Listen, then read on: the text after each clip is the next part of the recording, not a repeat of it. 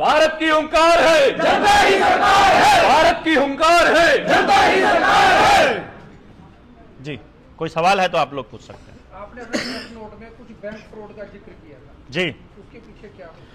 Bank ने पूरी देश के साथ ही नहीं पूरी दुनिया के साथ ये बैंकिंग व्यवस्था, अगर आप थोड़ा डिटेल में जाएंगे तो आपको पता चलेगा। जिस भी भाई को इसके बारे में डिटेल चाहिए 9518170000 पर मैसेज करके आप हमसे वो रुपए का इतिहास नाम की किताब मांग लीजिए। अपना परिचय देने के बाद हम आपको एक किताब देंगे जिसके अंदर पूरी जानकारी दी हुई है कि बैंकिंग व्यवस्था शुरू कैसे हुई, आपके 1 रुपए की कीमत क्या है, उसका स्टैंडर्ड क्या है, उसकी वैल्यू क्या है, उस वैल्यू से आपको कैसे ठगा जा रहा है, आपके दादा के 10 रुपए कैसे आज के 10 रुपए में कन्वर्ट हो गए, और आपके दादा ने जो 10 रुपए के बदले में वहां पर 1.25 ग्राम सोना रखा हुआ था, वो 1.25 ग्राम सोना कहां गायब हो गया, आपको पता भी नहीं चलेगा।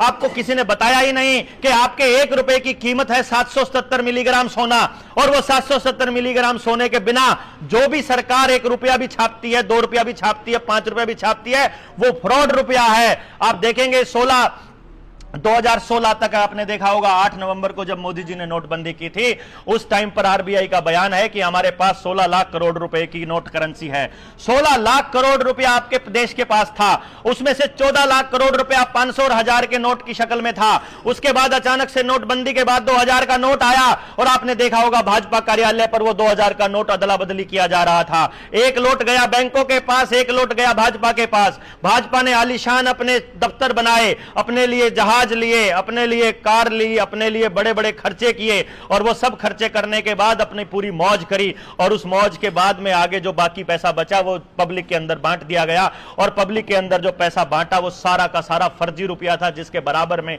कोई स्टैंडर्ड नहीं रखा गया, और आपको ऐसा नियम बता दिए गए कि अब तो सोना रखा ही नहीं जाता है। तो मेरे दादा ने जो पैसे रखे थे, वो रुपए नोट जब तुमने वापस लिए और हमको नया नोट दिया, वो नोट की पैसे की वैल्यू जीरो कैसे हो गई, ये आपको पूछना पड़ेगा। इसलिए हमने 2-2 हजार रुपए के नोट भी लगाए। हमने सरकारों को बोला कि आप हमारे नोट के बदले में, हमको नोट नहीं चाहिए 2000 के नोट के बदले में 500 के 4 नोट, 100 के 20 नोट नहीं चाहिए, 200 नोट नहीं चाहिए, 20 नोट सॉरी। हमको क्या चाहिए? हमको 2000 रुपए का मानक चाहिए, हमको 2000 रुपए के हमें 2000 रुपए चाहिए। उस पर लिखा होता ना, मैं धारक को 2000 रुपया देने का वादा करता हूं, नीचे गवर्नर के साइन है। हमने बैंकों को बोला हमारे 2000 रुपये दो। बैंक बोलता ये क्या होते हैं?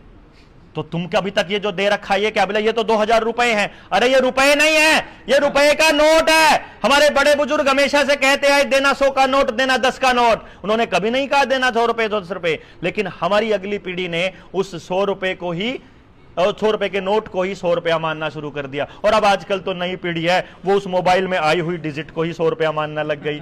उसको ये मालूम ही नहीं है कि नोट की क्या वैल्यू है, रुपए की क्या वैल्यू है, रुपए का मानक क्या है। उस नोट से जगाने के लिए हम लोगों ने कुछ एक्सपेरिमेंट चालू किए।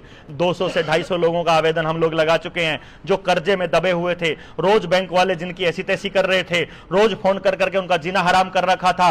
घरों में कोई भी गुंडा घुस जाता था, किसी की सड़क से गाड़ी उठा लेते थे, किसी का ट्रैक्टर खेत से उठा लेते थे, किसी का घर से उठा लेते थे, कोई किसान कर्जे के मारे आत्महत्या कर रहा था, कोई किसान किसी से मांग के किसी भी तरह से माहौल पैदा कर रहा था। हमने देखा इस देश में 2016 के बाद 34 लाख करोड़ रुपए अचानक से देश की करेंसी हो गई। पहले ये कहा था ना मोदी जी ने, जो 70 साल में कांग्रेस नहीं कर पाई वो हम 5 साल में करके दिखाएंगे, वो यही था। 70 साल में कांग्रेस ने छापे 16 लाख करोड़ रुपया, और 5 साल में मोदी जी ने छाप दिए 18 लाख करोड़ रुपया। 34 लाख करोड़ रुपया इस टाइम करेंसी है, और हमारे पास सोना रखा है केवल 800 टन। 800 टन का मतलब है केवल 4.8 लाख करोड़ रुपए का सोना है। इसका मतलब 29.2 लाख करोड़ रुपए की पेपर करेंसी फर्जी है, फर्जी नोट में कारोबार चल रहा है। इसीलिए बैंक इन नोटों को वापस ले रही है, ताकि आप लोगों को यह कह सके कि ये नोट के बदले में अपना रुपया ना मांग सके। हमने बोला 2000 रुपए और मानक स्टैंडर्ड 1882 का पेपर करेंसी एक्ट उठा करके देख लीजिए। उस पेपर करेंसी एक्ट के अंदर साफ साफ लिखा हुआ है कि मेरे 1 रुपए की कीमत है 770 मिलीग्राम सोना, यानी अगर मैं 2000 रुपए का भुगतान बैंक से लेना चाहता हूं तो 770 के हिसाब से 1554 ग्राम सोना यानी 1.5 किलो सोना मिलता है एक 2000 रुपए के नोट में।